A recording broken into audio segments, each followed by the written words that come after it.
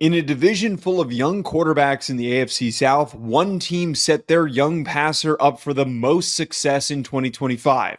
Stay tuned to find out which team's draft class was the best. Time for the AFC South. Ryan, let's start with the Houston Texans. How would you grade the Texans' 2025 draft class? I think it's a B+, Joe. I really like the double dipping at wide receiver out of Iowa State. Obviously, you got Jaden Higgins, you got Jalen Knoll. I think that you also got a good value in the early fourth round from Woody Marks, the running back out of USC, Ariante Ursary, the offensive tackle out of Minnesota, too, there to help that offensive line very quickly that has several holes in it. The reason, though, that I am not quite to an A grade on this, because I really do like the fact that they surrounded C.J. Stroud with a whole lot of position value, a whole lot of skill position value, to say the least. But I really didn't like, outside of Ariante Ursary, there was no huge intent on continuing to rebuild this offensive line. You shipped away Laramie Tunsil this offseason, Kenyon Green out the door. You have multiple starting spots that you still need to fill. I know you signed Cam Robinson, but I think that's nothing more than a stopgap solution potentially at left tackle for Houston. I was expecting them to attack the offensive line a little bit more, and I think failing to do so is the reason that I knocked down the draft a little bit, but I do love the skill position talent that they were able to accrue in this draft. I'm sticking with an A on this. This is one of my few A's that I gave out. I really like this class. I like the double dip at receiver. I know that you brought in Christian Kirk, Tank Dell, lack of availability. You now have an already established chemistry with Jaden Higgins and Jalen Knoll, who we had Knoll on here on this channel to talk about how much they love playing together. Ariante Ursary, a higher floor offensive tackle prospect who should plug and play and start right away. I understand your concerns about having a couple more offensive line picks that should have been prioritized, but they weren't able to get that done. They traded back, they accumulated value, they ended up addressing other positions, and they did so successfully. The last pick that I really liked was the Woody Marks selection that they had. I think that he fits really nicely alongside Joe Mixon. He's going to be a really good receiving option for CJ Stroud. I see the explosiveness. I see the ability for them to attack downfield. I think that a lot of defenses are going to have a ton of trouble dealing with all of these different weapons that the Texans are able to deploy. Let's go to the Indianapolis Colts, who were on the cusp of making the playoffs last year, but got knocked out by the Giants. How would you grade the Colts draft? This might surprise some people. I have an A- on the Indianapolis Colts. I am juiced up about what Chris Ballard and this Indianapolis staff has been able to put together in that 3-day stretch of 257 draft picks. You talk about Tyler Warren at pick number 14. They let the better tight ends fall to them at 14 and allowed them to get a dynamic athlete and playmaker from the tight end position that can do a whole lot of different things for Anthony Richardson, whoever the heck else is in that quarterback room for the foreseeable future. You found a weapon. Justin Wally, cornerback out of Minnesota. I told you, Joe. I told you he was going to go top 100. Love this kid. Smaller corner, but he is really physical, intelligent, moves well, can be a little bit of an inside and out corner. But by far, my biggest value and my favorite pick of this draft came in at pick number 151 in the 5th round.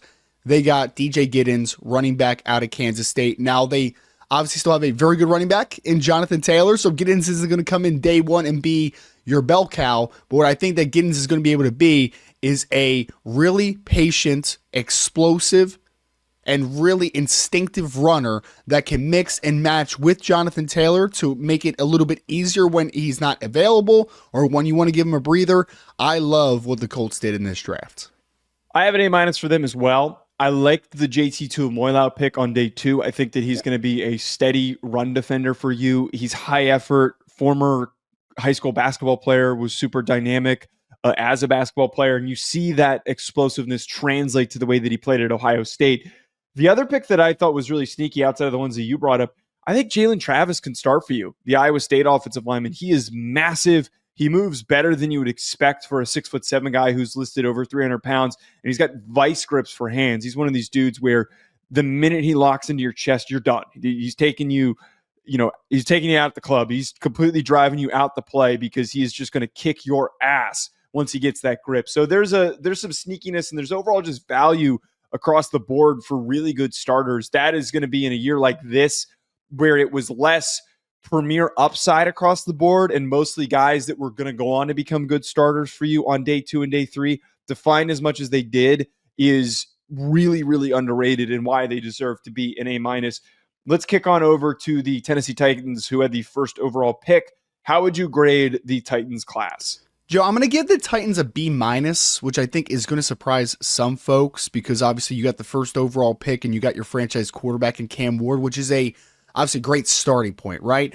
But I really think that they missed the mark on a couple selections in the sense of I like Femi Oladejo, the edge defender out of UCLA, a lot. But they needed more immediate impact on the edge. I felt like they really missed the mark. And ultimately, I think they got value at pass catcher. We're talking about Alec Ayomanor there in the 4th round out of Stanford.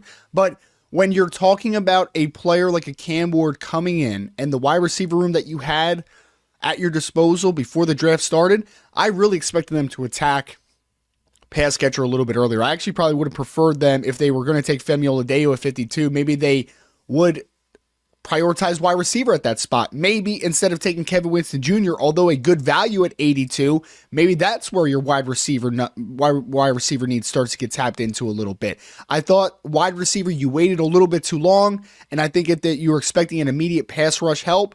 I think Femi Oladejo is going to be more of a year 2, year 3 breakout. So B-, there's a lot to like about it, but I do think that it missed the mark in several key areas.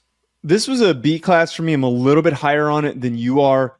I see the upside, and I think they understand that they're likely not going to be immediately competitive right now. They have the offensive line, hopefully, that they can finally hit their stride to protect Cam Ward. Oladejo does need a little bit of time to develop. Kevin Winston Jr., we don't know his recovery timetable and when he's actually going to be ready to contribute and step on the field. But I liked what they did with drafting Alec Ayomanor after taking DK, who we don't know how good DK could be, but I think that Ayomanor is going to be a really reliable option for Cam Ward to turn to on every single play. And then they also took Xavier Restrepo as a UDFA, who could end up making this roster, could end up getting into the mix as a receiver for this team. Let's close out with the Jacksonville Jaguars. Ryan, how would you grade the Jaguars draft? It's a B- as well, similar to the Titans. Obviously, you got Travis Hunter, who's an elite prospect up top, but Joe, we've talked about this. I just think he gave up too much. Like, that was a big haul for a guy that is a non-quarterback. Yes, he has incredible upside. There's no doubt. Rare upside, even in certain instances. But I do think that just generally speaking, you gave up a little bit too much. And then after that, like Caleb Ransaw at 88, the slot corner out of Tulane that's going to play all over the place a little bit, I just think it was drafted a little bit too high. The saving grace, and I think there were several reaches throughout this draft, but the saving grace of the mid-rounds, or the rounds 3 through 5, I really think was Wyatt Milam at pick 89. That was a slam dunk spot in my opinion, because he is a guy that I think still has a very high floor as an interior offensive lineman, playing inside at offensive guard. He's been undervalued because of a really bad Senior Bowl performance. Did not perform well down in Mobile. But on film, I think this kid could start for you relatively early, and I think he has an upside of being a plus starter inside at guard long term. I'm going to go with a C+ here. I think that the pick for Travis Hunter is tremendous, and his impact is going to be visible on and off the field. But as you just said, they gave up a lot. They gave up next year's first in order to go get him. The rest of this draft, though, is the biggest reason why this is a C+. There's no pick that really excites me. We're talking about all these other classes where, oh, this guy that you got in the 3rd round, this guy you got in the 4th round, he could be a starter for you. Wyatt Milam's fine. He could end up plugging in. He just felt like a Jaguars pick. I texted you that I couldn't explain it, but he just felt like a Jaguar. He's going to be steady. He's not super high upside. He's got big, strong arms, and that'll help him in pass protection. But I just look at the rest of this, and they're just decent players. Bashal Tutin, decent gadget player. Jack Kaiser, does he even start at linebacker for you? There's just a lot left to be desired here with this Jaguars draft. Folks, comment below what you think of our grades. Hit that like button and subscribe. We'll talk to you later.